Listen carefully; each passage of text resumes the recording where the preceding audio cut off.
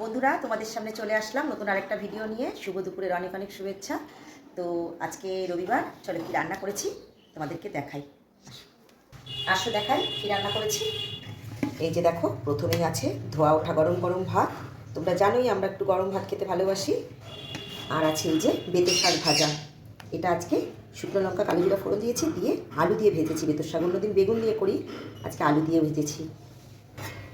এই যে দেখো বন্ধুরা, এটা হলো মাছের ডিমের বড়া। পেঁয়াজ দিয়ে কাঁচা লঙ্কা দিয়ে মাছের ডিমের বড়া বানিয়েছি। এই যে আছে বেগুন পোড়া। আমরা রবিবার অবশ্য বেগুন পোড়াই না, গতকাল শনিবার রাত্রিবেলা বেগুন পুড়িয়ে রেখেছিলাম পেঁয়াজ দিয়ে খাবো বলে, সেই জন্য পেঁয়াজ কাঁচা লঙ্কা দিয়ে সর্ষের তেল দিয়ে আমি মেখেছি।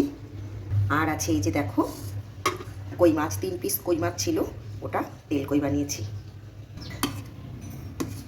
এই যে দেখো বন্ধুরা, গাঢ় গাঢ় করে করেছি আজকে, একদম গ্রেভি গ্রেভি। তো আজকে রান্না বান্না দেখালাম তোমাদের, কেমন লাগলো আজকে রান্না বান্না তোমরা জানিও।